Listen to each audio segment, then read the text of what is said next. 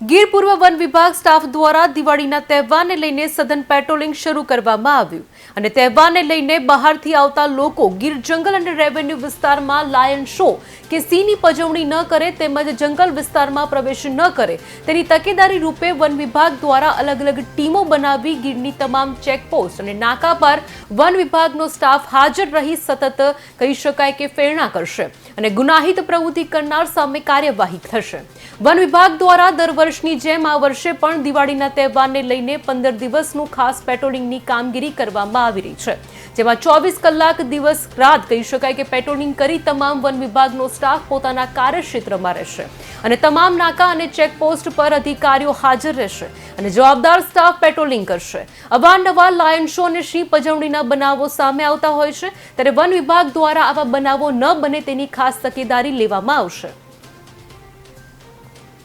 ગીરની આજુબાજુના વિસ્તારોમાં મોટા પ્રમાણમાં પ્રવાસીઓ આવતા હોય છે,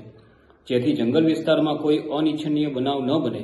અને વન્ય પ્રાણીઓને નૈસર્ગિક જીવન ઉપર કોઈ ખલેલ ન પડે અને લોકોના જીવન ઉપર વન્ય પ્રાણીઓથી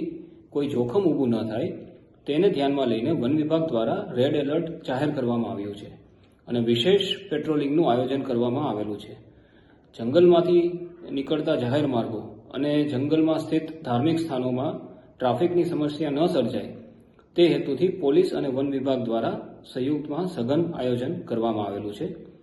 ગીર પાણી અને મિતિયારા અભયારણ્યની આજુબાજુના જે હોટલ રિસોર્ટ્સ આવેલા છે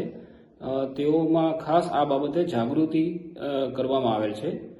જેથી ત્યાં આવતા પ્રવાસીઓ ગેરકાયદેસર સિંહ દર્શન જેવી પ્રવૃત્તિઓમાં ન જોડાય। ગીર પૂર્વ વન વિભાગ ધારી દ્વારા પ્રવાસીઓને અપીલ કરવામાં આવે છે કે ગેરકાયદેસર સિંહ દર્શન કે સિંહ પજવણી જેવી ગુનાહિત પ્રવૃત્તિઓનો ભોગ ન બને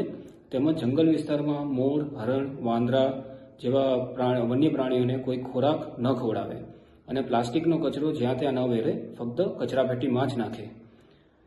તમારા દ્વારા જો બિસ્કિટ, વેફર કે હરણ, મોરને કે વાંદરાને ખવડાવવામાં આવશે તો તે એવા વન્ય પ્રાણીઓ માટે જીવલેણ સાબિત થઈ શકે છે અને પુણ્યની જગ્યાએ તમે પાપના ભાગીદાર બનો છો અને સાથે સાથે કાયદેસરની કાર્યવાહી પણ તમારા વિરુદ્ધ થઈ શકે છે। તો આવી પ્રવૃત્તિઓથી દૂર રહેવા વન વિભાગની